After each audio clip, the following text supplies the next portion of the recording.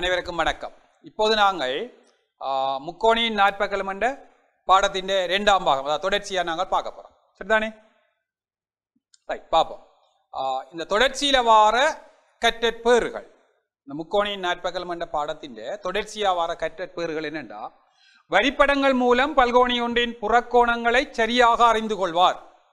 வரிப்படங்கள் மூலம் பல்கோணி ஒன்றின் புறக்கோணம், இந்த பகுதியில் நாங்கள் பார்க்க போகிறோம் என்னடா, புறக்கோணம் என்றா என்ன, புறக்கோணம் எப்படி வர்றது, புறக்கோணத்தை வச்சுக்கொண்டு என்ன செய்ய போகிறோம் என்ற விஷயத்தை தான் பார்க்க போகிறோம். ரெண்டாவது விடயம், முக்கோணி குவிவு நாட்பக்கல் போன்றவற்றில் ஒவ்வொரு பக்கத்தையும் நீட்டி புறக்கோணங்களை வரைவார். ஒவ்வொரு பக்கத்தை நீட்டும் போதுதான் இந்த புறக்கோணங்கள் உருவாகுது என்ற விஷயத்தில் சொல்லப்படுது.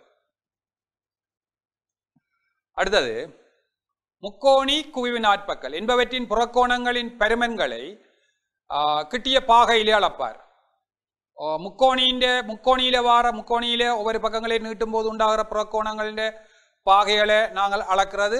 அதே போல நாட்பக்கல்லே ஒவ்வொரு பக்கங்களையும் நீட்டும் போது உண்டாகிற புறக்கோணங்களின் பாகைகளை அளக்க போறோம். அடுத்தது, முக்கோணி நாட்பக்கல் என்பவற்றின் எந்த ஒரு உச்சியிலும் ஒரு புறக்கோணத்தினதும் ஒரு அகக்கோணத்தினதும் கூட்டுத்தொகை 180 பாகை என கூறுவர். ஒரு முக்கோணியினதும் ஒரு நாட்பக்கல் என்பவற்றினதும் எந்த ஒரு உச்சியிலும் ஒரு புறக்கோணம் ஒன்று வரப்போது, அதே நேரம் ஒரு அகக்கோணம் ஒன்று வரப்போகுது.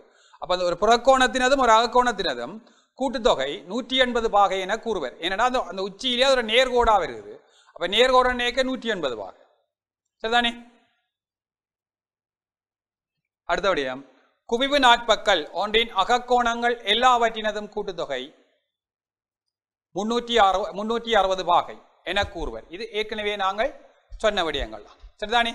ஓகே, இப்போ நாங்கள் நேரடியாக பாடத்துக்கு போவோம். ஒரு முக்கோணியின் புறக்கோணங்கள். இதில் பாருங்க, தரப்பட்ட முக்கோணி ஏபிசியின் பக்கம் பிசி ஆனது டி வரைக்கு நீட்டப்பட்டுள்ளது. ஏபிசி என்ற முக்கோணியில பிசி ஆனது டி வரைக்கு நீட்டப்பட்டுள்ளது. இந்த நீட்டப்பட்ட பகுதி பாருங்க, ஒரு மஞ்சள் கோட்டால காட்டப்பட்டிருக்கு. சரிதானே? பிசி என்றது அவ்வாறே நீட்டப்பட்டிருக்கு. அப்போது பக்கம் ஏசியும் நீட்டப்பட்ட சிடியும் புயங்களாக இருக்குமாறு, ஏசியும் சிடியும் புயங்களாக இருக்குமாறு அமைக்கப்பட்டுள்ள மஞ்சள் நிறத்தினால காட்டப்படும் கோணம், அதாவது அந்த கோணம் ஏசிடி, இந்த கோணம் ஏசிடி முக்கோணி ஏபிசியின் புறக்கோணம் ஆகும்.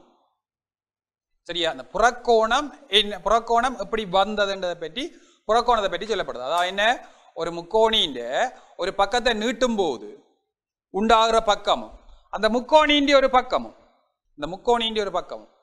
அது ரெண்டே புயங்களாக கொண்டு அந்த ரெண்டு புயங்களுக்கும் இடப்பட்ட கோணம் இருக்கல்லோ, அந்த கோணம் தான் என்னென்று வருவது, புறக்கோணம் ஆகும். அந்த முக்கோணியின் புறக்கோணம் ஆகும். இப்ப பாருங்க, முக்கோணியின் புறக்கோணங்கள். இப்ப நாங்கள் முக்கோணியின் ஒவ்வொரு பக்கத்தையும், இந்த முக்கோணி ஏபிசியை பாருங்க, இதுல தரப்பட்ட முக்கோணி ஏபிசியில பிஏ என்ற பக்கம் நீட்டப்பட்டிருக்கு, ஏசி என்ற பக்கம் நீட்டப்பட்டிருக்கு, சிபி என்ற பக்கம் நீட்டப்பட்டிருக்கு. பிஏ என்ற பக்கத்தை நீட்டேக்க உண்டாகிற கோணத்தை சட் என்று போட்டிருக்கிறோம். ஏசி என்ற பக்கத்தை நீட்டேக்க உண்டாகிற கோணம் எக்ஸ் என்று போட்டிருக்கிறோம். சிபி என்ற பக்கத்தை நீட்டேக்க உண்டாகிற கோணம் பை என்று போட்டிருக்கிறோம். அப்ப எக்ஸ் ஒய் சட் இந்த மூன்று கோணங்களும் என்னண்டா, புறக்கோணங்கள் ஆகும். அப்ப இந்த மூன்று கோணங்களும் இந்த முக்கோணி ஏபிசியின் புறக்கோணங்கள் ஆகும். சரிதானே? ஓகே, ஒரு முக்கோணியின் புறக்கோணங்கள். இப்ப நாங்கள் அந்த முக்கோணியின் புறக்கோணங்கள் முதல்ல வேறங்க 3 புறக்கோணங்களை தான் நாங்கள் ஒவ்வொரு பக்கத்திலே 3 புறக்கோணங்களை தான் போட்டாங்க. ஆனா அதே நேரம் மெட்ட பக்கத்தை நீட்டேக்க வேறங்க முறக்கோணங்கள் வருதுதானே. இப்ப இதுல இந்த கோணம் எக்ஸ் அண்டு வந்தா அந்த பக்கத்தை நீட்டேக்க அங்காலயம் என்ன வருது, எக்ஸ் அண்டு வருது. அதே போல இது y அண்டு போட்டா அங்காலயம் என்ன வருது, y அண்டு வருது. இதுல இது சட் அண்டு போட்டா அங்காலயம் என்ன வருது, சட் அண்டு வருது. அப்போ ஒரு முக்கோணியின் ஒவ்வொரு உச்சியிலும் இரு புறக்கோணங்கள் இருக்கின்ற போதிலும் அவை குத்தெதிர் கோணங்கள் ஆகியால், அப்ப இந்த ஒவ்வொரு புறக்கோணங்களும் என்ன கோணங்களா வருது, குத்தெதிர் கோணங்கள். ஒன்று கோணம் என்னவா வருது, சமனாயிருக்கு. அப்ப குத்தெதிர் கோணங்கள் ஆகியால் அக்கோணங்கள், அந்த புறக்கோணங்கள் பெருமெல்ல என்னவா இருக்கும், ஒன்று கொண்டு சமனாக இருக்கும். அப்ப இதுவும் புறக்கோணம் தான். இந்த புறக்கோணம் ஒன்று கொண்டு என்ன இருக்குது, சமனாயிருக்கு. அதே போல இதுவும் வையும் அதுவும் சமனாயிருக்கு. எக்ஸும் சமனாயிருக்கு. தெரியல? இப்ப இதை பாருங்க. இந்த ஒரு முக்கோணியின் புறக்கோணத்தில் ஒவ்வொரு உச்சியிலும் ஒரு புறக்கோணம் மீதம் எடுத்து, அப்ப நாங்கள் இப்ப முன்னம் பார்த்து நாங்கள் ரெண்டு புறக்கோணம் வந்திருக்கு. அவை குத்ததிர்கோணங்கள் ஒன்றுக்கு ஒன்று சமன் தான். அப்ப ஒவ்வொரு உச்சியிலும் ஒரு புறக்கோணம் மீதம் எடுத்து அவற்றின் பெருமானங்களை கூட்டும் போது அக்கூட்டுத்தொகை முக்கோணியின் புறக்கோணங்களின் கூட்டுத்தொகை எனப்படும். ஒவ்வொரு புறக்கோணத்தையும் எடுப்போம். பாருங்க, முன்னமே உள்ள மாதிரி இது எக்ஸ், இது ஒய், அது செட். மற்ற புறக்கோணத்தை நான் அப்படியே எடுத்துட்டேன். அப்ப ஆரம்பத்திலே இருந்த எக்ஸ் ஒய் செட் அதை எடுத்து அந்த 3 புறக்கோணங்களையும் கூட்டுறோம். இப்ப இந்த புறக்கோணங்களுடைய கூட்டுத்தொகை என்று சொல்லி பார்த்துட்டு அந்த புறக்கோணங்களுடைய கூட்டுத்தொகை எவ்வளவுன்றதுதான் அடுத்த கட்டமா இப்ப பார்க்க போறோம். சரிதானே? அப்ப அந்த புறக்கோணங்களுடைய கூட்டுத்தொகை என்றது என்னது? அந்த 3 புறக்கோணங்களை தான் நாங்கள் கருதுறோம். இதே எடுத்தா என்ன, இதே எடுத்தா என்ன, ஆனா ரெண்டும் சமனாத்தான் இருக்கு எங்களுக்கு. சரிதானே? குத்ததிர்கோணம் என்ற முறையில இதுல வார புறக்கோணம் கொண்டு சமன். அதே போல இதுல வார புறக்கோணமும் சமன். ஏன் குத்ததிர்கோணம்? இதுல வார புறக்கோணமும் சமன். ஏன் குத்ததிர்கோணம்? அப்ப நாங்கள் 3 புறக்கோணத்தை தான் எடுக்கிறோம். 3 புறக்கோணத்தையும் எடுத்து அந்த 3 புறக்கோணங்களின் கூட்டுத்தொகையை தான் நாங்கள் புறக்கோணங்களுடைய கூட்டுத்தொகை என்று பார்க்க போறோம். அதைத்தான் நாங்கள் என்ன செய்ய போறோம், பார்க்க போறோம். இப்ப பார்ப்போம். இந்த புறக்கோணங்களுடைய கூட்டுத்தொகையை பார்க்க போறோம். இந்த புறக்கோணங்களை நாங்கள் தனித்தனியே போட்டிருக்கிறோம். பாருங்க, ஒரு முக்கோணியின் பக்கங்களை நீட்டேக்க இந்த புறக்கோணத்தை ஏ என்று போட்டிருக்கிறோம், இந்த புறக்கோணத்தை பி என்று போட்டிருக்கிறோம், இந்த புறக்கோணத்தை சி என்று போட்டிருக்கிறோம். அப்ப ஒரு தாளில யாதாயினும் ஒரு முக்கோணியை வரைந்து அதன் 3 உச்சிகளிலும் 3 புறக்கோணங்களை வரைக. 3 புறக்கோணங்களை வரைஞ்சு போட்டு அதுக்கு ஏபிசி என பெயரிடுக. பாகமானி கொண்டு இந்த 3 புறக்கோணங்களையும் அளக்க. ரைட், நாங்க பாகமானியை தான் பாவிக்க போறோம். பாகமானியை வச்சுக்கொண்டு இந்த 3 புறக்கோணத்தை ஏ கோணத்தை அளக்க போறோம். அப்ப நாங்கள் கீறுற முக்கோணியை கீறி போட்டு இந்த புறக்கோணத்தை கொஞ்சம் பெருசா கீறினா உங்களோட பாடகோப்பியில பெருசா கீறினா எங்களுக்கு அளக்க வந்து ஈஸியா இருக்கும். சரிதானே? அப்ப இதுல கொண்டே பாகமானியை வச்சு ஏ இன்ற பிரமாணத்தை அளக்கிறது, அதே போல பி இன்ற பிரமாணத்தை அளக்கிறது, சி இன்ற பிரமாணத்தை அளக்கிறது. அப்ப இதுல நான் இந்த முக்கோணிக்கு அளக்க எங்களுக்கு வந்தது ஏ வந்து 126 பாகை என்று வந்திருக்கு. நீங்க புரிம்பாண்டு கிரிப்பட் அளந்து பாருங்க, வெவ்வேறு பிரமாணம் பெறலாம். அதே போல பி இன்ற பிரமாணம் 120 பாகை என்று வந்திருக்கு, சி இன்ற பிரமாணம் 114 பாகை என்று வந்திருக்கு. சரிதானே? அப்ப இந்த 3 புறக்கோணங்களின் கூட்டுத்தொகை, அந்த கூட்டுத்தொகை தான் இப்ப பார்க்க போறோம். அப்ப ஏ சக பி சக சி அந்த 3 கோணங்களையும் கூட்டினா, அதாவது 126 பாகை, பி 120 பாகை, சி 114 பாகை, இந்த 3 புறக்கோணங்களின் கூட்டுத்தொகை எவ்வளவு வருது கூட்டினா 360 பாகை. அப்ப ஆகவே ஒரு முக்கோணியின் புறக்கோணங்களின் கூட்டுத்தொகை 360 பாகை ஆகும். சரிதானே? அப்ப இதுக்கு நாங்கள் பாகமானியை வச்சுக்கொண்டு மிக இலகுவாக நாங்கள் அதன் புறக்கோணங்களுடைய கூட்டுத்தொகையை காணலாம். இது சரியோண்டு பார்க்குறாக்கா மீண்டும் நாங்கள் ஒரு 2-3 முக்கோணியை என்ன செய்யலாம், வரைஞ்சி போட்டு அவரின் பக்கங்களை நீட்டுங்கோ.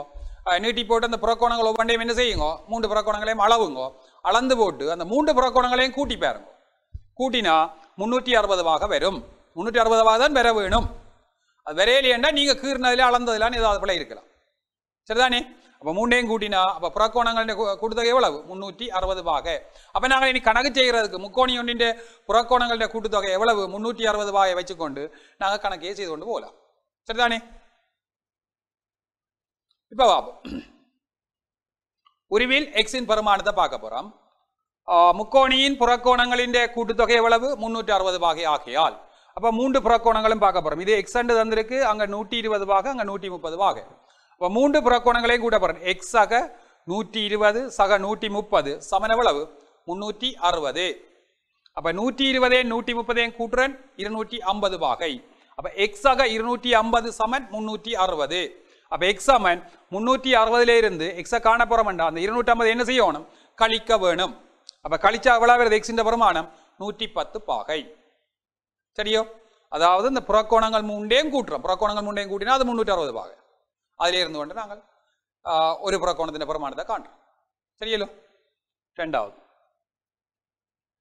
இதுல ஒரு கோணம் 130 பாகை என்று தரப்பட்டிருக்கு. மற்ற 2 கோணங்களும் சமன். இதுவும் எக்ஸ் அண்டு போட்டிருக்கு, மற்றதும் எக்ஸ் அண்டு போட்டிருக்கு. மற்ற 2 புறக்கோணங்களும் சமன் என்று போட்டிருக்கிறோம். அப்ப எங்களுக்கு என்னதான் இருந்தாலும் அந்த புறக்கோணங்களோட கூட்டுத்தொகை முக்கோணியின் புறக்கோணங்களோட கூட்டுத்தொகை எவ்வளவு 360 பாகை ஆகியால் அப்ப எக்ஸ் எக்ஸ் 130 சமன் 360 மூன்று புறக்கோணங்கள் அப்ப 2x ஆக 130 சமன் 360 அப்ப 2x சமன் 360 இருந்து 130 என்ன செய்ய போறேன் கழிக்க போறேன் கழிச்சா எவ்வளவு வருது 360 130 சமன் 230 அதாவது 2x வந்து 230 பாகை அப்ப 2x 230 பாகை என்றா ஒரு x எவ்வளவு வேண்டா 230 2ஆல வகுப்பதன் மூலம் x சமன் 115 பாகை என்று வருவோம் சரியா ஆகவே x சமன் 115 பாகை அடுத்தது x இன் பெருமானம் தான் பார்க்க போறோம் இதுல பாருங்க இந்த படத்தை பாருங்க இதுல ஒரு கோணம் செங்கோணம் குறிக்கப்பட்டிருக்கு அது இந்த குறியீடு தான் குறிக்கப்பட்டிருக்கு பாகை எவ்வளவு வந்து போடையில அப்ப முக்கோணியின் புறக்கோணங்களுடைய கூட்டுத்தொகை 360 பாகை ஆகியால் x சக 90 செங்குத்து போடபடியாக 90 சக 145 சமன் 360 பாகை இப்ப முக்கோணியின் புறக்கோணங்களின் கூட்டுத்தொகை 360 பாகை ஆகையால் அப்ப மூண்டையும் கூட்டினா x சக 90 சக 145 சமன் 360 அப்ப நாங்கள் கூட்டுறோம் x ஓட 90 145 கூட்டுறோம் அப்ப 90 145 கூட்டேக்கு எவ்வளவு வருது 235 பாகை x ஆக 235 பாகை சமன் 360 அப்ப x இன் பெருமானம் 360 இருந்து என்னதை கழிக்கிறோம் 235 கழிக்கிறோம் அப்ப கழிச்சா எவ்வளவு வருது 125 பாகை என்று வருது சரியா அப்ப இந்த புறக்கோணம் 125 பாகை சரியோ அடுத்தது பாருங்க அடுத்த ஒரு மூன்று புறக்கோணம் தான் இருக்கு ஒன்று 140 பாகை 135 பாகை x அப்போ ஒரு புறக்கோணம் தான் கேட்கப்பட்டிருக்கு அப்ப x ஆக 135 சக 140 சமன் 360 பாகை ஏன் புறக்கோணங்களுடைய கூட்டுத்தொகை 360 பாகை ஆகியால் அப்ப x ஓட இதனை கூட்டினா எவ்வளவு வருது 275 சமன் 360 x ஆக 275 சமன் 360 அப்ப x இன் பெருமானம் 360 சக 275 எவ்வளவு வருது 85 பாகை சரியோ அடுத்தது உருவில் x இன் பெருமானத்தை காண்க முக்கோணியின் புறக்கோணங்களின் கூட்டுத்தொகை எவ்வளவு 360 பாகை தான் இதுல இந்த கணக்கில் செய்த கணக்கை விட இதுல ஒரு சின்ன வித்தியாசம் என்னன்னா இந்த ரெண்டு புறக்கோணம் ஒரே பக்கத்தில் அமைஞ்சிருக்கு பாருங்க இதுல 130 பாகை சரி மற்ற ரெண்டு புறக்கோணங்களும் பாருங்க இதுவும் அந்த ஒரே பக்கத்துக்கே அமைஞ்சிருக்கு என்ன மற்ற எல்லாம் வந்து ஒவ்வொரு பக்கத்திலேயும் ஒரு ஒரு ஒரு போக்கில தான் அமைஞ்சிருக்கு எல்லாம் ஒரு ஒழுங்குமுறையில் ஆனா இதுல அப்படி இல்லை இதுல ரெண்டும் ஒரே பக்கத்திலே அமைஞ்சிருக்கு ஆனா என்னென்றாலும் நாங்கள் அதுக்கு தான் முன்னமே பார்த்துனாங்க இப்படி அமைஞ்சாலும் அது புறக்கோணங்கள் ஒரு உச்சியில வர ரெண்டு புறக்கோணத்தை எடுத்தாலும் அது குத்ததிர் கோணமா வரபடியா சமனா தான் இருக்கு சரியല്ലോ அப்ப அதன்படி பார்க்க இது x x 130 பாகை சமன் 360 அப்ப 2x ஆக 130 சமன் 360 அப்ப 2x சமன் எவ்வளவு வருது 360 இருந்து 130 கழிச்சா 230 பாகை என்று வரும் ஆக x இன் பெருமானம் 115 சரியோ அடுத்தது தரப்பட்ட உருவில உள்ள தகவல்களை இருந்து இந்த உருவை பாருங்கோ புக்கில் இருக்கு இந்த கணக்க புக்கில் இருக்கு ஏபிசி என்ற முக்கோணியில ஒவ்வொன்றிலேயும் உள்ளுக்கு 4 முக்கோணி அமைஞ்சிருக்கு அதை வச்சுக்கொண்டு இந்த பிஆர்சி கோணம் பிஆர்சி அடுத்தது கோணம் ஏபிசி அடுத்தது கோணம் ஏக்யூபி சரியா ஏக்யூபி அப்ப மூன்று கேள்வி கேட்டிருக்கிறோம் மூன்று கேள்வி கேட்க மூன்றாவது கேள்விதான் ஆனா எல்லாம் கேட்டதெல்லாம் பாருங்க அந்த உள்ளுக்க உள்ள முக்கோணி பிக்யூஆர் பாருங்க பிக்யூஆரின் புறக்கோணங்களை தான் கேட்டிருக்கு பாருங்க முக்கோணி பிக்யூஆர் முதலாவது கேட்டது பிஆர்சி அப்ப முக்கோணி பிக்யூஆர் அந்த ஆர்ல வர புறக்கோணம் அடுத்தது ஏபிசி அந்த பியில வர புறக்கோணம் அடுத்தது ஏக்யூபி அந்த கியூல வர புறக்கோணம் அப்ப உள்ளுக்க உள்ள முக்கோணி பிக்யூஆரின் புறக்கோணத்துல புறக்கோணங்கள் மூண்டையும் தான் கேட்டிருக்கணும் அப்ப முதலாவது பார்ப்ப நாங்கள் பிஆர்சி பார்க்க வேணுமெண்டா இந்த பிஆர்சி பார்க்க வேணுமெண்டா இது ஒரு முக்கோணி என்ன முக்கோணி பிஆர்சியில பாருங்க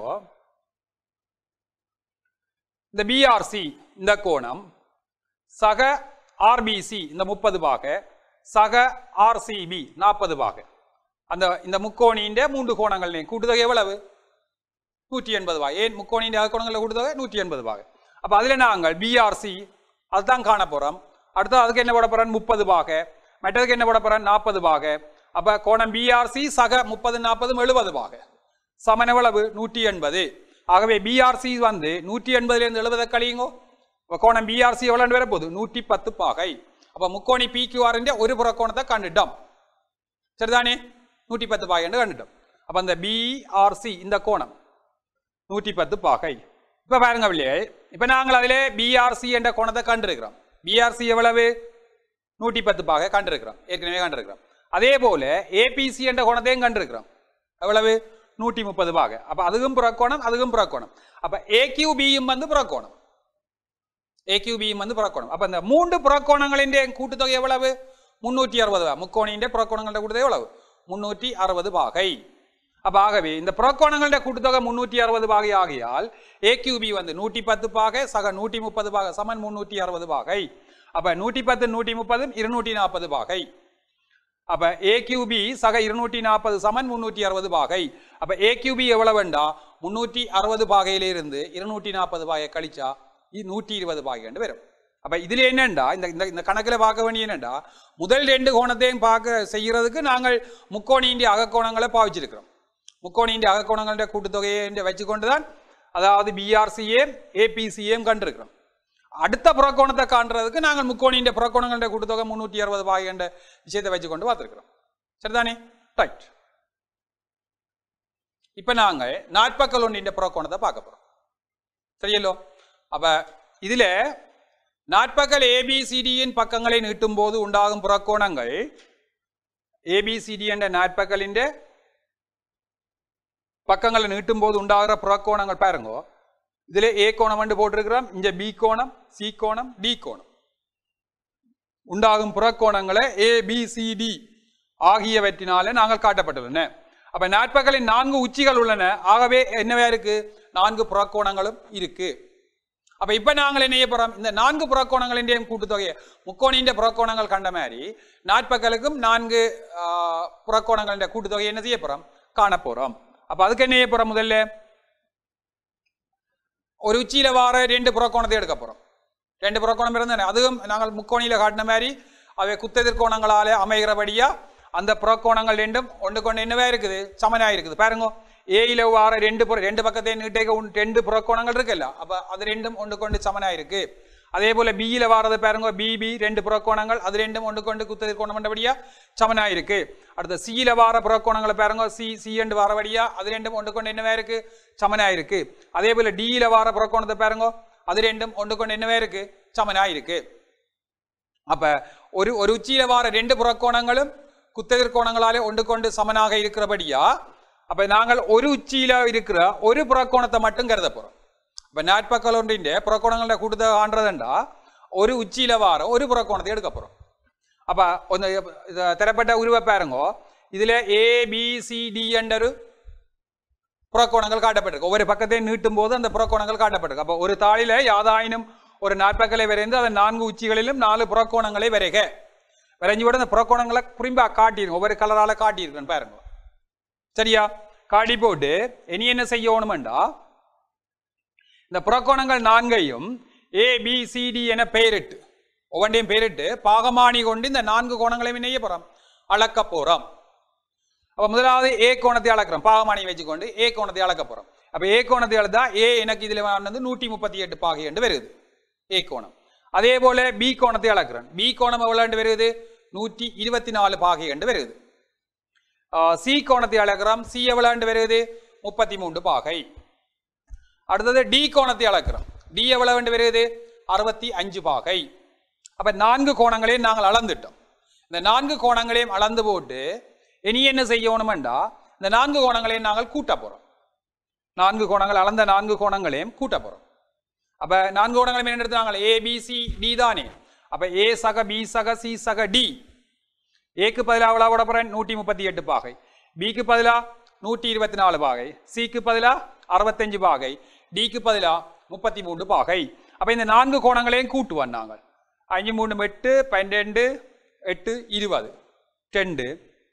அப்ப சைவர் சரி 2 5 11 13 3 16 6 1 ஆகவே இஞ்சால 1 பண்ணி 2 பண்ணி 3 எத்தனை பாகை வருது 360 பாகை சரியல்லோ அப்ப எனவே நாற்பக்கல் ஒன்றின் புறக்கோணங்களின் கூட்டுத்தொகை எவ்வளவு 360 பாகை இதே போல நாங்கள் ஒரு ஒரு பெரிய நாட்பகலா ஒரு பயிற்சி கோப்பியில ஒரு பெரிய நாட்பகலா கிரி போட்டு ஒவ்வொரு பக்கத்தையும் நீட்டி போட்டு அந்த புறக்கோணங்களை நாங்கள் ஒவ்வொரு புறக்கோணத்தையும் அளவுங்க அளந்து பக்கத்துல 4 புறக்கோணத்தையும் எழுதுங்க எழுதி போட்டு அந்த 4 புறக்கோணங்களையும் என்ன செய்ய வேணும் கூட்டுங்கோ கூட்டினா எங்களுக்கு கூட்டுத்தொகை எவ்வளவு வேண்டா 360 பாகை கிடைக்கும் கூட்டுத்தொகை 360 பாகை கிடைக்கும் சரியோ அப்ப இதுல இருந்து வாரம் என்னண்டா நாட்பக்கல் ஒன்றின் புறக்கோணங்களின் கூட்டுத்தொகை எவ்வளவு 360 பாகை ஏற்கனவே நாங்கள் படிச்ச முக்கோணி ஒன்றின் புறக்கோணங்களின் கூட்டுத்தொகை எவ்வளவு அதுவும் 360 பாகை சரியா அப்ப புறக்கோணங்கள்ல ஒரு பக்கங்களை நீட்டும் போது உண்டாகிற புறக்கோணங்களின் கூட்டுத்தொகை எவ்வளவு பாகை என்றா 360 பாகை என்றது ஒரு சுற்று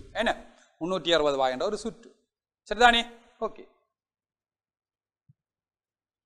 இப்ப பாப்போம் நாங்க இப்ப ஒரு புறக்கோணமும் ஒரு அகக்கோணம் ஒரு முக்கோணியின் ஒரு உச்சியில உள்ள ஒரு புறக்கோணத்தினதும் அகக்கோணத்தினதும் கூட்டுத்தொகை ஒரு முக்கோணியின் ஒரு உச்சியில் உள்ள புறக்கோணத்தினதும் அகக்கோணத்தினதும் கூட்டுத்தொகை இப்ப பாருங்க இந்த முக்கோணியில பாருங்க முக்கோணி ஏபிசியில பிசி ஆனது டி வரை நீட்டப்பட்டுள்ளது புறக்கோணம் y என்றும் அதன் அகக்கோணம் x என்றும் போட்டிருக்கிறோம் சரியில்ல அப்ப நேர்கோடு ஒன்றில உள்ள அடுத்துள்ள கோணங்களோட கூட்டுத்தொகை அதாவது எக்ஸும் வையும் நேர்கோடு ஒன்றில உள்ள அடுத்துள்ள கோணங்களோட கூட்டுத்தொகை அப்ப 180 பாகை சரிதானே அப்ப ஆகவே ஒரு முக்கோணியின் ஒரு உச்சியில் உள்ள புறக்கோணத்தினதும் அகக்கோணத்தினதும் கூட்டுத்தொகை 180 பாகையாக இருக்கும் ஏன் புறக்கோணமும் ஒரு உச்சியிலே இருக்கு புறக்கோணமும் அகக்கோணம் அது வந்து ஒரு நேர்கோட்டில் இருக்கிறபடியா அந்த நேர்கோட்டின் நேர்கோடு என்ற அளவு 180 பாகை நேர்கோணம் அப்ப ஆகவே ஒரு புறக்கோணத்தினதும் ஒரு அகக்கோணத்தினதும் கூட்டுத்தொகை 180 பாகை ஆக இருக்கும் சரிதானே ஓகே இதே போல அந்த புறக்கோணத்தினதும் அகக்கோணத்தினதும் வச்சுக்கொண்டு நாங்கள் என்னடா கணக்கு செய்ய போறோம் சரிதானே இப்ப பாருங்க தரப்பட்ட உருவில ஏகம பியின் பெருமானங்களை காண்க இதுல பாருங்க இந்த புறக்கோணம் 130 பாகை என்று தரப்பட்டிருக்கு அதுண்டி அகக்கோணம் ஏ என்று தரப்பட்டிருக்கு அங்கால பி என்று தரப்பட்டிருக்கு சரியா அப்ப நாங்கள் என்ன பார்த்திருக்கோம் இப்பதான் பார்த்தாங்க ஒரு புறக்கோணத்தினதும் ஒரு அகக்கோணத்தினதும் கூட்டுத்தொகை எவ்வளவு 180 பாகை அப்ப ஏ சக 130 ஏ சக 130 சமன் 180 பாகை நேர்கோடு ஒன்றில உள்ள அடுத்துள்ள கோணங்களின் கூட்டுத்தொகை அப்ப ஏ சமன் 180 இந்த சக 130 அங்கால கொண்டே 180 இருந்து 130 என்ன செய்யறேன் கழிக்கிறேன் கழிச்சா ஏ இந்த பெருமானம் எவ்வளவு வருது 50 பாகை சரியா அதே போல இனி b ஐ காண போறோம் நாங்கள் இந்த b ஐ காண போறோம்டா a சக b சமன் 180 அந்த முக்கோணியின் 3 அகக்கோணங்களின் கூட்டுத்தொகை a எங்களுக்கு தெரியும் அப்ப b a கூட்டினா 2b a நாங்கள் கண்டிருக்கிற முதல்ல 50 பாகை உண்டு அவை 2b சக 50 சமன் 180 பாகை அப்ப 2b சமன் 180 இருந்து அந்த 50 கொண்டே கழியுங்கோ 2b சமன் 130 பாகை என்று வரும் அவை b எவ்வளவுண்டா 65 பாகை அப்ப b இன் பெருமானம் 65 பாகை சரிதானே ஓகே அடுத்தபடி இத பாருங்க இதுல பாருங்க உருவில ஏகம b இன் பெருமானங்களை பார்க்க போறோம் ஏக்கும் 80 பாகை பாருங்க புறக்கோணங்கள்லாம் வந்திருக்கு ரெண்டு பக்கத்தை நீட்டி இருக்கணும் ஆனா எங்களுக்கு புறக்கோணம் போடையில அந்த ரெண்டு நேர்கோடுகளை நீட்டேக்க உண்டாகிற என்ன கோணம் குத்ததிர்கோணம் வந்திருக்கு என்ன குத்ததிர்கோணம் வந்திருக்கு அப்ப இங்க ஏ என்று வந்திருக்கு அங்க 80 பாகை ஏ வந்து 80 பாகைக்கு என்னவே இருக்கு சமனா இருக்கு என்ன காரணம் அவை குத்ததிர்கோணம் சரிதானே அப்ப ஏ சமன் 80 பாகை என்ன காரணம் குத்ததிர்கோணம் அப்ப ஏ எங்களுக்கு தெரிஞ்சுதண்டா இனி ஏ சக பி சக 60 பாகை ஏ சக பி சக 60 பாகை சமன் 180 பாகை ஏ முக்கோணியின் அகக்கோணங்களின் கூட்டுத்தொகை அப்ப ஏக்காக நாங்கள் கண்டிருக்கோம் 80 பாகை பி காண போறோம் மற்றது 60 பாகை சமன் 180 அப்ப 80 60 140 பாகை பி சக 140 சமன் 180 அப்ப பி சமன் 180 சய 140 பி சமன் எவ்வளவு 40 பாகை சரியா இப்ப பாருங்க வெளியே ஒரு நாட்பக்கலின் ஒரு உச்சியில் உள்ள ஒரு புறக்கோணத்தினதும் ஒரு அகக்கோணத்தினதும் கூட்டுத்தொகையை காணப்போறோம் இப்ப இதுல ஏபிசிடி என்ற நாட்பக்கல்ல பிசி ஆனது இ வரை நீட்டப்பட்டுள்ளது நீட்டேக்க உண்டாகிற கோணம் தான் அந்த புறக்கோணம் அதை பி என்று காட்டப்பட்டிருக்கு அது வேண்டிய அகக்கோணம் ஏ என்று தரப்பட்டிருக்கு அப்ப இந்த ஏ சக பி 180 பாகை ஏனென்றா அந்த ஏ சக பி என்னென்றா ஒரு நேர்கோட்டில் உள்ள அடுத்துள்ள கோணமா இருக்கு ஒரு புறக்கோணமும் அதே உச்சியில உள்ள அகக்கோணமும் வந்து ஒரு நேர்கோட்டில் இருக்கிறபடியா அது ஒரு நேர்கோட்டில் உள்ள அடுத்துள்ள கோணங்களோட கூட்டுத்தொகை 180 பாகை. அப்ப ஆகவே ஏ சக பி சமன் எவ்வளவு 180 பாகை. அப்ப ஒரு நாற்பக்கலின் ஒரு உச்சியில் உள்ள ஒரு புறக்கோணத்தினதும் அகக்கோணத்தினதும் கூட்டுத்தொகை எவ்வளவு 180 பாகையாக இருக்கும். சரிதானே? ஓகே. இப்ப நாங்கள் இப்ப படிச்ச விடயங்கள் எல்லாத்தையும் வச்சுக்கொண்டு என்னன்னா நாங்கள் இப்ப கணக்கு தான் செய்ய போறோம். இப்ப படிச்ச விடயங்கள் புறக்கோணங்கள் படிச்சிருக்கிறோம். புறக்கோணத்துல ஒரே உச்சியில வர அகக்கோணம் படிச்சிருக்கிறோம். முக்கோணியின் அகக்கோணங்களோட கூட்டுத்தொகை, நாற்பக்கலின் அகக்கோணங்களோட கூட்டுத்தொகை எல்லாத்தையும் வச்சுக்கொண்டு தான் இனி செய்ய போற ஒவ்வொரு கணக்கும் வரப்போகுது. சரிதானே? இப்ப இந்த உருவில ஏகம பியின் பெருமானங்களை பார்க்க போறோம். இதுல நான் அதே இந்த கணக்கை செய்யக்கு முன்னம் இந்த ஏ காண்றேன், இந்த முக்கோணியில ஏ காண்றேன். சரிதானே? முக்கோணியில ஏ பார்ப்போம் இருக்கா அப்படி வரப்போகுது. ஏ சக 75 சக 25 சமன் 180 பாகை. அப்ப ஏ சக 75 25 100 பாகை. ஏ சக 100 வந்து 180 பாகை. அப்ப ஏ எவ்வளவுக்கு சமனா இருக்குமெண்டா 180ல இருந்து இந்த 100 பாகையை கழிக்க போறோம். அப்ப ஏ இந்த பெருமானம் 80 பாகை என்று வருது. அது கண்டாச்சு. அடுத்தது இந்த பிஏ காண போறோம். பிஏ காண்றதுக்கு எங்களுக்கு அந்த நாற்பக்கலா கருதுறதுக்கு இதுல இந்த 105க்கு பக்கத்துல உள்ள கோணம் தெரியாது. அப்ப நாங்களா அதை போடுறோம். அப்ப அதுக்காக தான் நான் அந்த கலரை வேறையா போடுறோம். அப்படி நாங்களா அதை எக்ஸ் அண்டு போடுறோம். எக்ஸ் அண்டு போட்டுட்டு அந்த எக்ஸின் பெருமானத்தை எக்ஸ் ஆக 105 ஏன் ஒரு புறக்கோணமும் ஒரு அகக்கோணமும் எக்ஸ் ஆக 105 சமன் 180 பாகை. ஏன்னா ஒரு நேர்கோணத்தில் உள்ள அடுத்துள்ள கோணங்களோட கூட்டுத்தொகை. அப்ப எக்ஸ் சமன் 180 சய 105 எவ்வளவு வருது 75 பாகை. அப்ப எக்ஸையும் கண்டுட்டோம். இப்ப ஏ தெரியும் 80 பாகை, எக்ஸ் தெரியும் 75 பாகை, இங்கேயும் 75 பாகை. அப்ப நீ என்ன செய்ய போறோம் பிஏ காண போறோம். அப்ப பிஏ கண்ணுக்கு பாப்போம். பி சக ஏ சக 75 சக 75 எக்ஸுக்காக 75 சமன் 360 பாகை. ஏன் ஒரு நாற்பக்கல் ஒன்றின் அகக்கோணங்களின் கூட்டுத்தொகை 360 பாகை ஆகையால் அப்ப நாங்கள் இதில் 75 75 150 230 80 230. அப்ப பி சக 230 சமன் 360 பாகை. பியோட 230 பாகை கூட்டேக்கு 360 பாகை கிடைக்குது. அப்ப பி சமன் எவ்வளவு வேண்டா 360 சய 230. அப்ப பி சமன் 130 பாகை. சரியில்ல? அப்ப இதுல பாருங்க இந்த கணக்கு செய்யறதுக்கு நாங்கள் முக்கோணியின் அகக்கோணங்களின் கூட்டுத்தொகையை 180 பாகை என்றதை பயன்படுத்தி இருக்கிறோம். ஒரு முக்கோணியின் ஒரு பக்கத்தை நீட்டும் போது உண்டாகிற புறக்கோணத்தினும் அகக்கோணத்தினும் கூட்டுத்தொகை 180 பாகையை வச்சு செய்திருக்கிறோம். அடுத்தது என்ன இருக்கிறோம் ஒரு நாற்பக்கல் ஒன்றின் அகக்கோணங்களின் கூட்டுத்தொகை 360 பாகை என்றதை வச்சுக்கொண்டு செய்யிருக்கோம். 3 நாங்கள் இந்த கணக்கு இது சம்பந்தமான கருத்தை வச்சுக்கொண்டு இந்த கணக்கை செய்திருக்கிறோம். என்ன ரைட். அடுத்த பார்ப்போம். உருவில் எக்ஸின் பெருமானத்தை காண்க. நாற்பக்கலின் புறக்கோணங்களின் கூட்டுத்தொகை 360 பாகை. அப்ப இதுல எங்களுக்கு என்னண்டா இது 90 பாகை என்று தரப்பட்டிருக்கு. சரி, இது 62 பாகை, இது எக்ஸ். இதுல இந்த உள்கோணம் தான் 90 பாகை என்று தரப்பட்டிருக்கு. பாருங்க எங்களுக்கு இதுல புறக்கோணம் எங்களுக்கு தெரியல, நாங்களா போட்டிருக்கோம் புறக்கோணம். சரிதானே? மஞ்சள் கோடால கிடக்கல. அப்ப நாங்களா புறக்கோணத்தை போட்டுட்டு அதுல உள்கோணம் 90 பாகைண்டா அப்ப அந்த புறக்கோணம் எவ்வளவு இருக்குன்னு சொல்லுங்க. அப்போ அதுவும் 90 பாகை தானே. ஏன் ஒரு நேர்கோடு தானே. இது நேர்கோடுல அந்த புறக்கோணம் அகக்கோணம் 90 பாகைண்டா புறக்கோணம் 90 பாகை. அப்ப நாங்கள் இப்ப புறக்கோணத்தை பாக்குறோம் என்னண்டா எக்ஸ் ஆக 62 சக 90 சக 90 இங்க ஏற்கனவே தந்திருக்கணும். 90 பாகை இதுல அகக்கோணம் தான் 90 பாகை தந்திருக்கணும். அப்ப அகக்கோணம் 90 பாகை என்றபடியா புறக்கோணம் 90 பாகை. அந்த பக்கத்தை நாங்கள் நீண்டேக்க வர புறக்கோணம் வந்து 90 பாகையா இருக்கு. அப்ப நாங்கள் இப்ப 4 புறக்கோணங்களையும் கூட்டுறோம். எக்ஸ் ஆக 62 சக 90 சக 90 சமன் 360 பாகை. அப்ப எவ்வளவு வருது 180 62 242. அப்ப எக்ஸ் ஆக 242 சமன் 360 பாகை. அப்ப எக்ஸ் சமன் 360ல இருந்து 242 கழிக்கிறோம். அப்ப எக்ஸ் இந்த பெருமானம் எவ்வளவு வருது 118 பாகை. சரியோ? ஓகே. அடுத்த பாப்போம். இந்த நாற்பக்கலின் வையின் பெருமானம் பார்க்க போறோம். இந்த நாற்பக்கலின் புறக்கோணங்களின் கூட்டுத்தொகை எவ்வளவு 360 பாகை தான். அப்ப அதை வச்சுக்கொண்டு என்னடா பாக்குறோம் பாருங்க. இதுல y இதுல 2 y. ஆனா இங்க வார புறக்கோணங்கள் எல்லாம் இந்த ஒரே பக்கத்துல இருக்கு. பாருங்க இங்கேயும் இருக்கு அங்கேயும் இருக்கு. என்ன முதல் எடுத்தது நாங்கள் ஒழுங்குமுறையில உள்ள புறக்கோணங்கள் இது ஒரே பக்கத்துல இருக்கு. அப்ப எப்படி இருந்தாலும் எங்களுக்கு குத்தகங்கள் மூலம் அந்த புறக்கோணங்கள் சமன் தானே.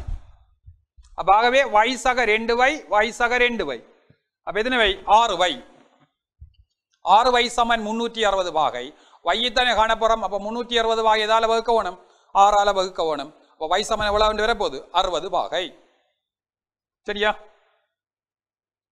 அடுத்தது உருவில் A இன் பெருமானத்தை காண்க. பாபாம் இதுல புறக்கோணங்கள் இருக்கா? இது A புறக்கோணம், A புறக்கோணம், A புறக்கோணம். ஆனால் ஒரு கோணம் மட்டும் 30 பாகை என்று இருக்கு. அது அகக்கோணம் தான் தரப்பட்டிருக்கு. அப்ப நாங்கள் இதுல A மூன்றும் புறக்கோணமா தரப்பட்டிருக்கு, ஒன்று அகக்கோணமா தரப்பட்டா அப்ப இந்த 30 பாகை அகக்கோணமா இருக்கிறதின் ஒரு பக்கத்தை நீட்டேக்க வர புறக்கோணத்தை என்ன செய்யணும்? அந்த புறக்கோணத்தை முதல்ல காணணும் நாங்க. சரிதானே? அப்ப எக்ஸாக 30 சமன் 180 பாகை. என்ன காரணம்? ஒரு நேர்கோட்டில உள்ள அடுத்துள்ள கோணம் என்ன? ஒரு அகக்கோணம், ஒரு புறக்கோணம். அப்ப இதுல எக்ஸ் வந்து நாங்களா போட்ட நாங்கள் ஏன் இந்த புறக்கோணத்தை காண வேணும்ன்றதுக்கா. அப்ப எக்ஸாக 30 சமன் 180 பாகை என்றா எக்ஸ் வந்து 180 சய 30, எக்ஸ் எவ்வளவு? 150 பாகை. சரியா? இனி நாங்கள் அடுத்த ஸ்டெப் என்ன செய்யணும்டா,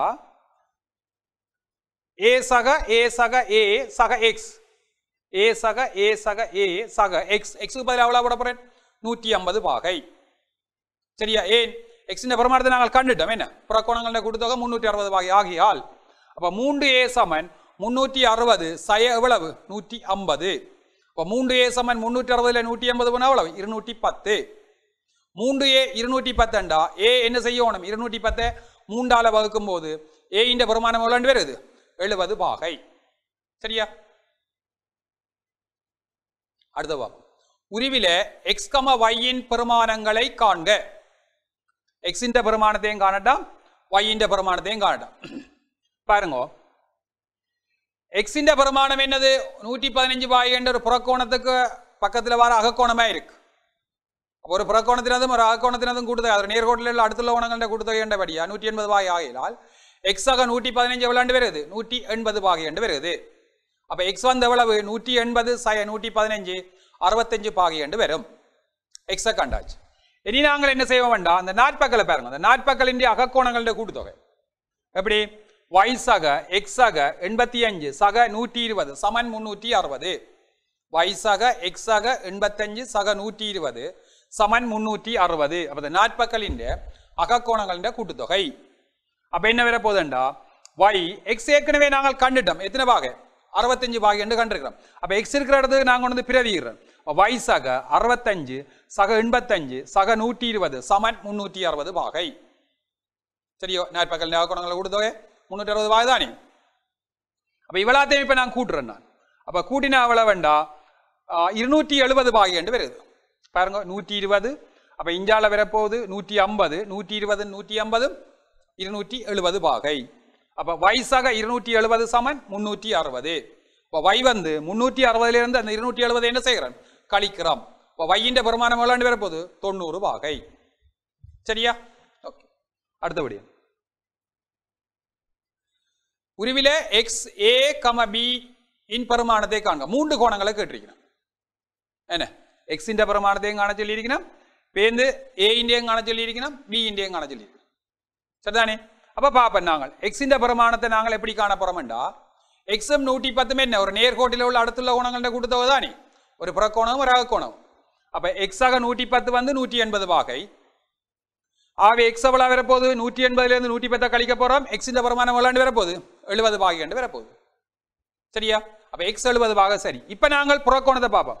85 x 140 a, அது புறக்கோணங்கள கூட்டுத்தொகை. என்ன? x கண்டுட்டு நம்ம 70 பாகை கண்டு, அங்க 85 பாகை கிடக்கு, 140 பாகை கிடக்கு, அங்கே a கிடக்கு. என்ன? அப்ப 4 கூட்ட போறோம். அப்ப 4 கூட்டேக்க பாருங்க, நாட்பக்களின் புறக்கோணங்கள கூட்டுத்தொகை எவ்வளவு? 360 பாகை. அப்ப 85 x 140 a சமன் 360. அப்ப இதுல நான் என்னண்டா எக்ஸுக்கு கொண்டே பிரதிகிறேன். எக்ஸ் எவ்வளவு? 70 பாகை. அப்ப எக்ஸ் 70 பாகை, 70 140 210, 210 85 எவ்வளவு? 295. அப்ப a சக 295 சமன் எவ்வளவு? 360 பாகை. அப்ப a இன் பெருமானம் எவ்வளவு வரப்போகுதுண்டா, 360 இருந்து 295 என்ன செய்ய வேணும்? கழிக்க வேணும். 360 இருந்து 295 கழிச்சா a இன் பெருமானம் எவ்வளவு வரப்போகுது? 65 பாகை. சரியா? அடுத்தது b இன் பெருமானத்தை பார்க்க போறோம். இந்த தரப்பட்ட உருவில அதே தொடர்ச்சி தான். a கண்டுட்டோம் நாங்க, x கண்டுட்டோம், a கண்டுட்டோம், b கண்டுட்டோம். b இன் பெருமானம் என்ன? அது வரை ஈஸியானது. ஏன்? நாங்கள் a தெரிஞ்சா b காண போறோம். என்ன? ஏன் ஒரு நேர்கோட்டில் உள்ள அடுத்துள்ள கோணங்களுடைய கூட்டுத்தொகை 180 பாகை தானே. அப்ப பி சக ஏ சமன் 180 பாகை, பி ஏ கண்டிருக்கிறோம் 65 பாகை என்று சமன் 180. அப்ப பி சமன் 180 இருந்து 65 என்ன செய்கிறோம், கழிக்கிறோம். அவை பி எவ்வளவு வருது, 115 பாகை. சரியா? அடுத்தது பாருங்க. அடுத்ததுல ஏ பி சி மூணின் பெருமானத்தை காணலாம். ரைட், ஏ பி சி இதுல ஏ இன் பெருமானத்தையும் பி இன் பெருமானத்தையும் நாங்கள் முதல்ல பார்ப்போம். பேருந்து சி இன் பெருமானத்தை பார்ப்போம். ஏ இன் பெருமானம் என்ன, ஏ சக 110 சமன் 180. ஏ சக 110 சமன் 180 பாகை. அதாவது ஏ இன் 110 ஒரு நேர்கோட்டில் உள்ள அடுத்துள்ள கோணங்கள் என்னபடியா ஏ சமன் 180 இருந்து 110 போனா எவ்வளவு வருது, 70 பாகை. ஏ கண்டாச்சு 70 பாகை. அதே போல பி இன் பெருமானம் காணப்படும். பி சக 75 வந்து 180 பாகை, ஒரு நேர்கோட்டில் உள்ள அடுத்துள்ள கோணங்கள்ட்ட கூட்டுத்தொகை தானே. அப்ப பி சமன் 180 சை 75 எவ்வளவு வரப்போகுது, பி இன் பெருமானம் 105. சரியா? பியும் கண்டாச்சு. இப்ப வேறங்கோ பி தெரியும், 110 தெரியும், 70 தெரியும், என்ன காணப்போறோம், சி காணப்போறோம். எந்த தொடர்பு, புறக்கோணங்களின் கூட்டுத்தொகை. சரிதானே? அப்ப அடுத்தது பாருங்க, நாற்பகலின் புறக்கோணங்களின் கூட்டுத்தொகை 360 பாகை ஆகியால் சி சக 70 சக பி சக 110 சமன் 360. பி நாங்கள் ஏற்கனவே கண்டிருக்கிறோம், எவ்வளவு, 105 பாகை என்று கண்டிருக்கிறோம். அப்ப பி 105 பாகை என்று கண்டபடியா இவ்வளத்தையும் நாங்கள் கூட்டுறோம். அப்ப 200 180 180 105 அப்போ எவ்வளவு, 285. சரிதானே? அப்ப 200 சி சக 285 சமன் 360 பாகை. அப்ப சி இன் பெருமானம் 360 இருந்து 285 என்ன செய்கிறோம், கழிக்கிறோம். அப்ப கழிச்சு விட்டு எவ்வளவு வரப்போகுது, 75 பாகை. சரியா? அடுத்தபடி அதே போலதான் உருவில ஏ கம பி கம சி இன் பெருமானத்தை பார்க்க போறோம். இந்த நேர்கோட்டில உள்ள பாருங்க, இது பி கோணம், இது சி கோணம், ஏ கோணம். அப்ப 2 புறக்கோணங்களை கண்டுட்டு ஏ இன் பெருமானத்தை காணப்போறோம். அப்ப ஏ இன் பெருமானத்தை நாங்கள் முன்னமே காணல, அது என்ன. அப்ப நாங்கள் என்ன முதல்ல சி இன் பெருமானத்தை காணுவோம். அப்ப சி இன் பெருமானம் காணேக்க சி சக 72 வந்து 180 பாகை, சி சக 72 180 பாகை. அப்ப சி சமன் 180 சை 72 எத்தனை பாகை, 108 பாகை. சரியா? சரி. அதே போல பியை காணுவோம். இனி இந்த நேர்கோட்டில் உள்ள அடுத்துள்ள கோணங்கள்ல பி சக 108 சமன் 180 பாகை. நேர்கோட்டில் அடுத்துள்ள கோணங்களை கொடுத்த 180 பாகை தானே. அப்ப பி சமன் 180 சய அந்த 108 கழிக்கிறோம். கழிக்க எவ்வளவு வருது, 72 பாகை. சரியா? அப்ப சியும் கண்டிடம் பியும் கண்டிடம். அப்ப இனி என்ன செய்ய போறோம், புறக்கோணங்கள கூட்டுத்தொகையை காணப்போறோம். ஏ தெரியாது காணப்போறோம், சி தெரியும், பி தெரியும், 105. அப்ப என்ன எழுத போறோம், ஏ சக சி சக பி சக 105 சமன் 360 பாகை. நாற்பகலின் புறக்கோணங்களின் கூட்டுத்தொகை. அப்ப ஏ காணப்போறோம், சிக்கு பதிலாக கண்டிருக்கிறோம் 108, பிக்கு பதிலாக கண்டிருக்கிறோம் 72 சக 105 சமன் 360. அப்ப இந்த 3 கோணத்தை நாங்க என்ன செய்வோம், கூட்டுவோம். அப்ப 10 5 8 285 பாகை. ஏ சக 285 பாகை வந்து எவ்வளவு, 360 வருது. அப்ப ஏ இன் பெருமானம் 360 இருந்து 285 கழிக்க வேணும். கழிச்சா ஏ எவ்வளவு வருது, 75 பாகை என்று வருது.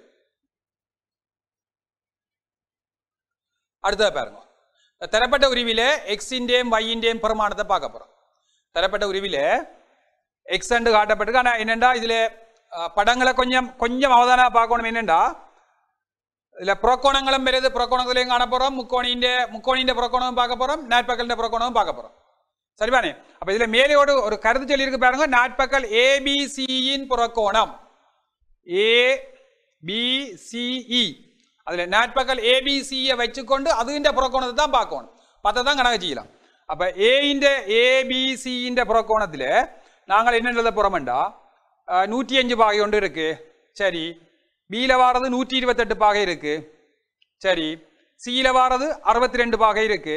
சரி, அடுத்தது என்ன கிடக்கு சொல்லுங்க, ஏயில வார புறக்கோணம் எக்ஸ் தான் கிடக்கு. ஏயில வார புறக்கோணம் எக்ஸ், ஏபிசிஇ தான் கருதுறோம். அப்ப என்னது, 105 128 62 சக எக்ஸ் சமன் 360 பாகை புறக்கோணங்களுடைய கூட்டுத்தொகை. அப்ப நாங்கள் இதை கூட்டுறோம். கூட்டினா எவ்வளவு, 5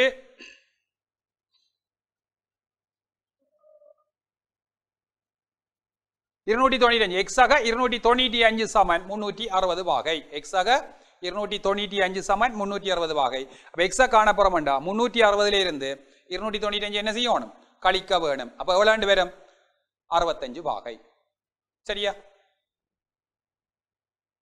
இது இப்ப எக்ஸா தான் கண்டிருக்கிறோம் எங்களை இதுல y காணணும் y காணணும் என்ன அப்ப y காண்றதுக்கு அதுவும் ஒரு நாட்பகலை கருத போறோம் பாருங்க இதுல ABCD என்ற நாட்பகலை பாருங்க இதுல ABCD புக்ல இருக்கு இந்த கணக்கு புக்ல இருக்கு நீங்க பார்க்கலாம் ABCD என்ற நாட்பகலை பாருங்க அந்த நாட்பகலை பார்க்க அதுல D ல வார புறக்கோணம் y C ல வார புறக்கோணம் 62 B ல வார புறக்கோணம் 128 A ல வார புறக்கோணம் என்னண்டா x ஆக 25 ரெண்டும் சேர்ந்து தான் வருது புறக்கோணமா அதுக்கு அந்த அடைப்பு போட்டு காட்டி இருக்குன்னு பாருங்க y வருது ஒரு புறக்கோணம் 62 பாகை ஒரு புறக்கோணம் 128 பாகை ஒரு புறக்கோணம் A ல வார புறக்கோணம் என்னண்டா x ஆக 25 அப்ப x நாங்கள் ஏற்கனவே கண்டிருக்கிறோம் தானே x எவ்வளவு கண்டு நாங்கள் பாருங்க 65 பாகை என்று கண்டிருக்கிறோம் அப்ப 65 25 எத்தனை வருது 65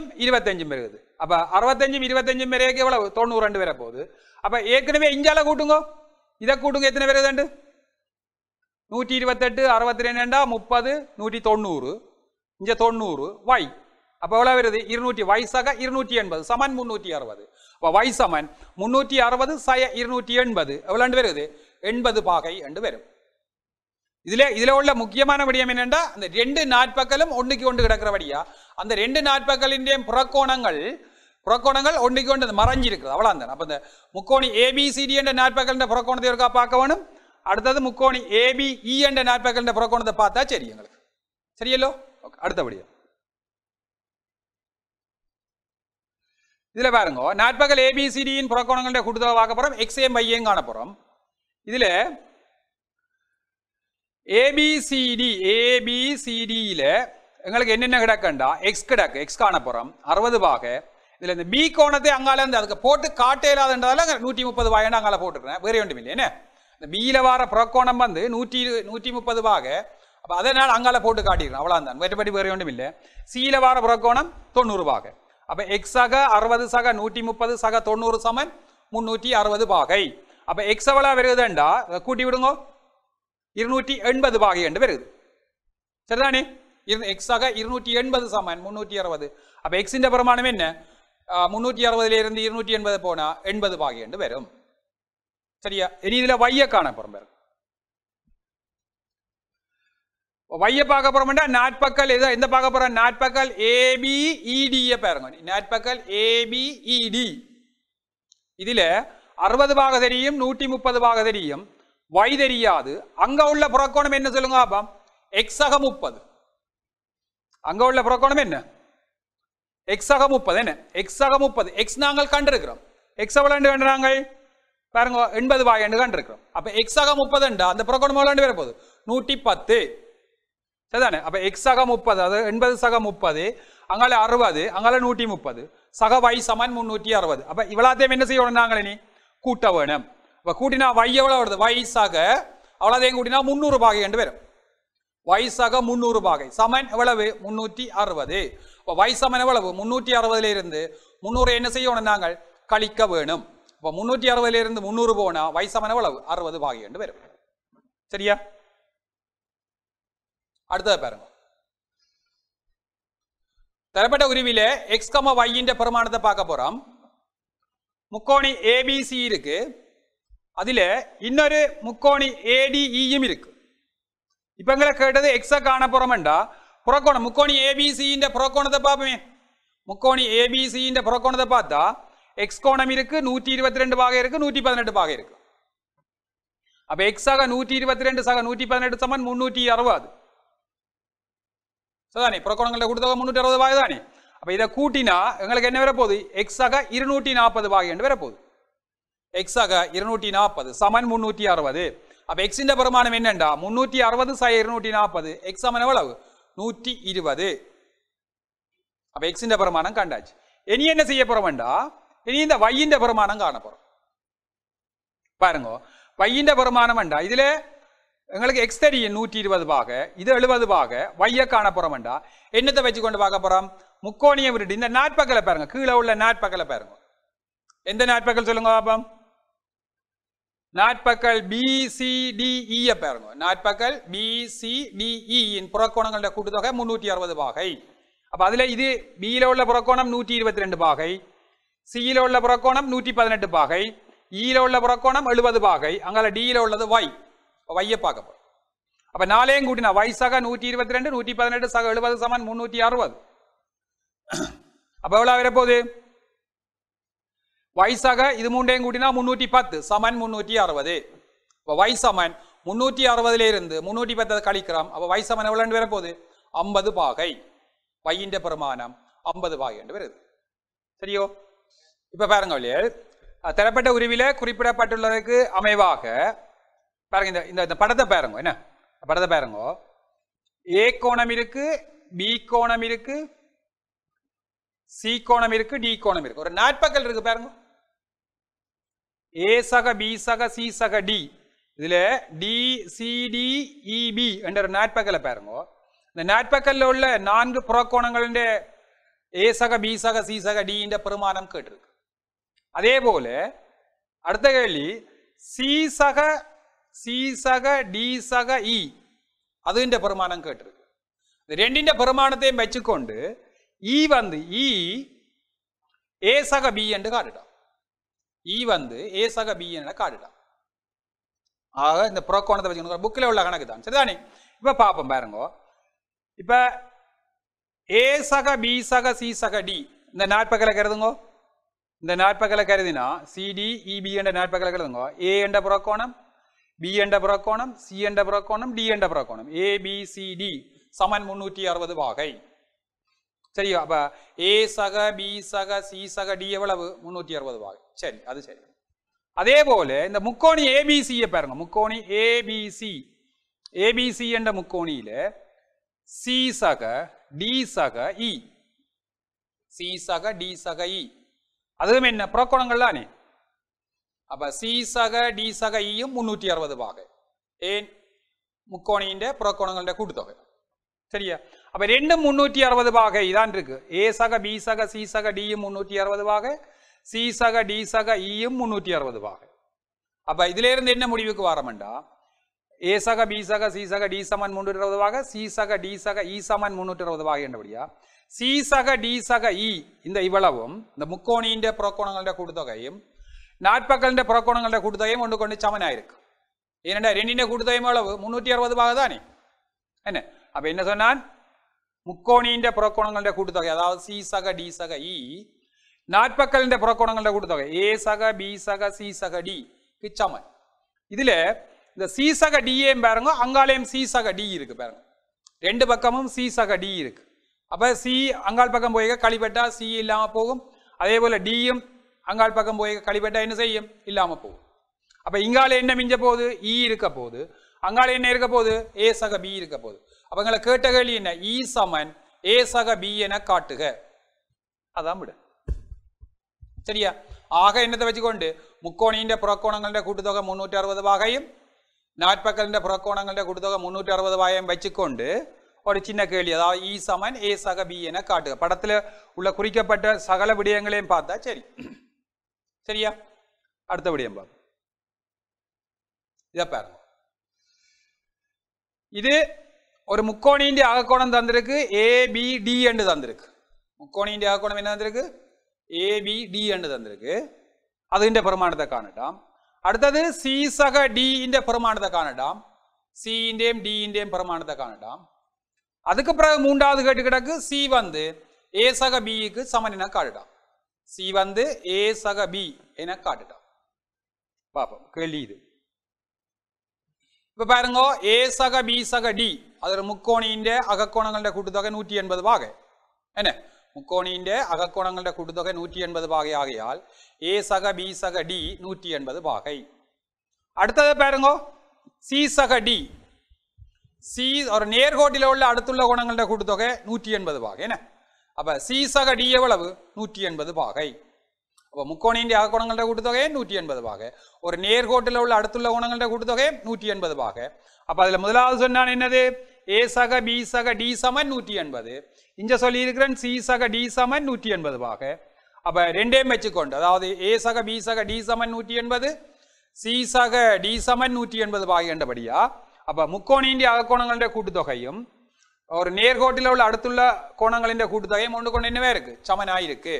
அப்ப சி சக டி ஏ சக பி சக டிக்கு சமன். அப்ப இங்கால டி இருக்கு பாருங்க, அங்கால டி இருக்கு என்ன. அப்ப ஒரு டி அங்கால போய் கழிப்படம் தானே. அப்ப டியும் சுருக்கப்பட ஏ சி வந்து என்னதுக்கு சமனா இருக்கண்டா ஏ சக பிக்கு சமனா இருக்கு. ஆகவே சி சமன் ஏ சக பி ஆகும். சரியா? அடுத்தபடி இதை பாருங்க. தரப்பட்ட உருவில குறிப்பிடப்பட்டதற்கு அமைவாக எங்களுக்கு பாருங்க ஏ சக பி சக சி கேட்டிருக்கு இன் பெருமானம். அடுத்தது சி சக டி இந்த பெருமானம். அடுத்தது இ சக எஃப் சக ஜி இந்த பெருமானம். அதே போல டி சக ஜி இந்த பெருமானம். அவளாதின் பெருமானத்தை கேட்டுட்டு பேர்ந்து கேட்டிருக்கணும் என்னண்டா ஏ சக பி இ சக எஃப் என காட்டுட்டான். அப்ப 4 பெருமானம் கேட்டிருக்கணும். கேட்டுட்டு ஏ சக பி வந்து இ சக எஃப் என காட்டுட்டான். சரியல்லோ? பாப்போம். இப்ப முதலாவது பாருங்க ஏ சக பி சக சி இந்த பெருமானம் வேண்டா ஒரு முக்கோணியின் அகக்கோணங்களுடைய கூட்டுத்தொகை 180 பாகை. என்ன முக்கோணியின் அகக்கோணங்களுடைய கூட்டுத்தொகை 180 பாகை ஆகையால் ஏ சக பி சக சி எவ்வளவு 180 பாகை. சரியோ? அது சரி. அதே போல சி சக டி பாருங்க. சி சக டி இந்த பெருமானம் என்னது? அந்த சியும் டியும் ஒரு நேர்கோட்டில் உள்ள அடுத்துள்ள கோணங்களுடைய கூட்டுத்தொகை. என்ன சி சக டி ஒரு நேர்கோட்டில் உள்ள அடுத்துள்ள கோணங்களுடைய கூட்டுத்தொகை. அப்ப சியும் டியும் எவ்வளவு வேண்டா 180 பாகை. பாருங்க ரெண்டு முடிவு எடுத்திருக்கோம். ஒன்று ஏ சக பி சக சி 180 பாகை. இங்கே எடுத்திருக்கிறோம் சி சக டி 180 பாகை. அப்ப ரெண்டும் என்னத்துக்கு சமனண்டா ஏ சக பி சக சியும் சி சக டியும் என்னத்துக்கு சமனா இருக்கு 180 பாகைக்கு சமனா இருக்கு. சரியோ? அது கடைசியில நாங்க பெறப்போம். அதே போலதான் பாருங்க இது இ சக எஃப் சக ஜி இ எஃப் ஜி இந்த பெருமானம் அது மூண்டும் அது ஒரு முக்கோணியின் அகக்கோணங்களுடைய கூட்டுத்தொகையில் அமைகிறபடியா அப்ப இ சக எஃப் சக ஜி எவ்வளவு 180 பாகை. முக்கோணியின் அகக்கோணங்களுடைய கூட்டுத்தொகை தானே. ஓகே. அதே போல டி சக ஜியை பார்ப்போம். டி சக ஜியின் பெருமானம் டியும் ஜியும் ஒரு நேர்கோட்டில உள்ள அடுத்துள்ள கோணங்களுடைய கூட்டுத்தொகை. டியும் ஜியும் ஒரு நேர்கோட்டில உள்ள அடுத்துள்ள கோணங்களுடைய கூட்டுத்தொகை. அப்ப டி சக ஜி எவ்வளவு? அதுக்கு 180 பாகை. சரியில்லை? அப்ப இதுல இருந்து என்னது இ சக எஃப் சக ஜியும் 180 பாகை, டி சக ஜியும் 180 பாகை. அப்ப இப்ப நாங்கள் இதுல இருந்து எடுத்த முடிவை பாருங்க. ஒன்று ஏ சக பி சக சி சமன் 180 பாகை. அப்ப சி சக டி சமன் 180 பாகை. அப்ப இதுல இருந்து சி சக டி என்னது சமனா இருக்கு ஏ சக பி சக சி. ஏன் ரெண்டும் 180 பாகைக்கு சமன். என்ன சி சக டி என்னது சமனா இருக்கு ஏ சக பி சக சிக்கு சமனா இருக்கு. அப்ப இங்காலயம் சி இருக்கு, அங்காலயம் என்ன இருக்கு சி இருக்கு. அப்ப ஒரு சி ரெண்டு சியும் என்ன செய்ய போகுது சுருக்கப்பட போகுது. அப்ப டி வந்து என்னதுக்கு சமனா இருக்கு ஏ சக பிக்கு சமனா இருக்கு. அப்ப டி வந்து இந்த டி ஏ சக பிக்கு சமனா இருக்கு. சரியா? இதே போல இ சக எஃப் சக ஜி 180 பாகை. இ சக எஃப் சக ஜி 180 பாகை. அதே போல ஜி சக டியும் 180 பாகை. அப்ப ரெண்டும் 180 பாகை என்றபடியா நாங்கள் என்ன போடுறோம் ஜி சக டி இ சக எஃப் சக ஜிக்கு சமனா இருக்கு. ஜி சக டி இ சக எஃப் சக ஜிக்கு சமனா இருக்கு. அப்ப இங்கேயும் ஜி இருக்கு, அங்காலயம் என்ன இருக்கு ஜி இருக்கு. அப்ப ஆகவே இந்த டி என்னதுக்கு சமனா இருக்கண்டா ஜியும் ஜியும் சுருக்கப்பட்டா டி சார்ந்து இ சக எஃப். டி வந்து இ சக எஃப். முதல்ல என்ன நாங்கள் எடுத்திருக்கிறோம் டி வந்து ஏ சக பி. பாருங்க முதல்ல எடுத்திருக்கிறோம் டி வந்து ஏ சக பி என்று எடுத்திருக்கிறோம். இதுலயே எடுத்திருக்கிறோம் என்னண்டு டி வந்து இ சக எஃப். அப்ப ஏ வந்து டி வந்து ஏ சக பி ஆவும் இருக்கு, டி வந்து இ சக எஃப் ஆவும் இருக்கிறபடியா அப்ப ஏ சக பி என்னதுக்கு சமனா இருக்கு இ சக எஃப்க்கு சமனா இருக்கு. இதைத்தான் எங்களுக்கு இறுதியாக கேட்ட நான் 5ஆவதா கேட்ட கேள்வி. சரியா? ஓகே.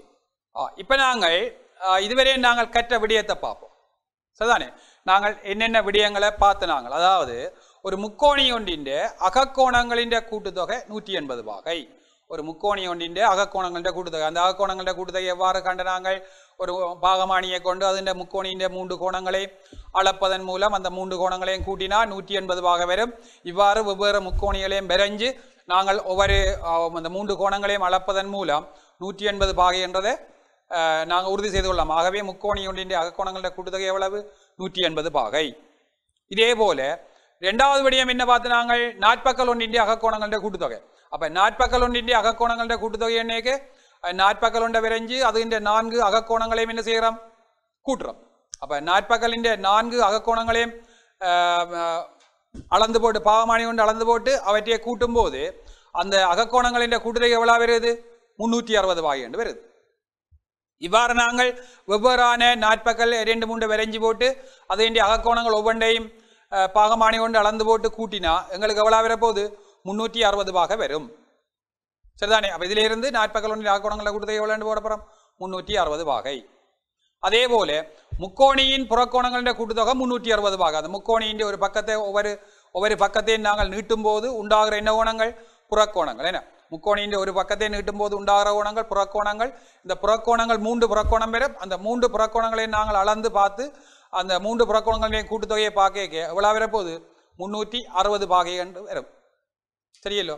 இவ்வாறு நாற்பக்கல் ஒன்றின் புறக்கோணங்கள் நாற்பக்கல் ஒன்றின் 4 பக்கங்களையும் நீட்டும் போது உண்டாகிற புறக்கோணங்கள் அந்த புறக்கோணங்களின் கூட்டுத்தொகை எவ்வளோ வரப்போகுது? அளந்து பார்த்தா அதுவும் 360 பாகை என்று பார்த்துக்கிறோம்.